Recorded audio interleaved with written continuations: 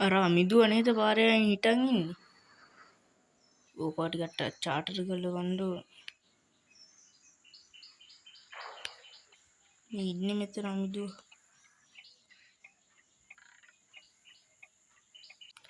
අඩෝ අමිදුව උඹම කැවතම කරන්න හිඟන්නවා වගේ. උඹට සල්ලි නැද්ද බං ඔය ණයට කඩවැල් වලින් කන්නේ? අනේ නෑ බං. අනේ නෑ බං.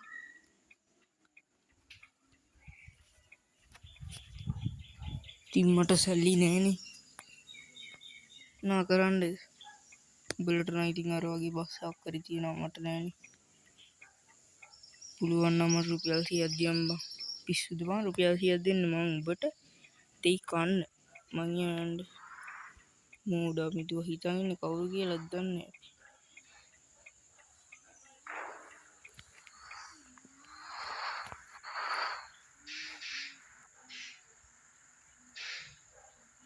දවසක ඉතින් මාත් ඔය වගේ හොඳ බස්සයක් කරන් ජීවත් වෙන. වෙන මොනා කරන්නද? කඩේට ගිහින් බට්ටයක් කරගන්න ඕන.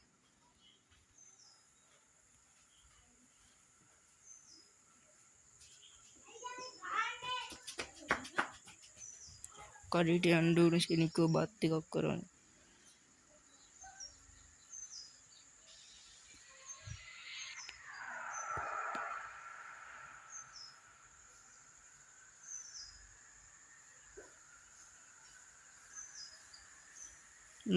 මාමේ බත්තයක් දෙන්නකෝ.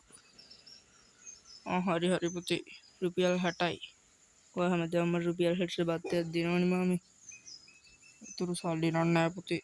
ඔය ස්විෆ් එකක් ගනි. හරි මාමේ කමන්නේ. ස්විෆ් එකත් අරගෙන සල්ලිත් දීලා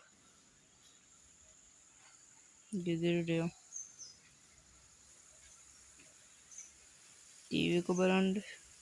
ඩී ස්විෆ් එක ඇදිලා. දැන් මටත් පුළුවන් අර වගේ බස් එකක් ගන්න. අඩේ කාගෙද බං මේ බස් එක? නවත්තලා තියෙන්නේ. සුපිරි එකක් නේ. කාගෙද ගන්න? අර අමිදු කියන කානේ බස් එක ගාව හිටන් ඉන්නේ. හිඟන්න අයියා මම කුඹේ නෙවෙයිනේ. මේක මගේ තමයි බං මම ස්ටාර්ට් කළොත් එන්නේ.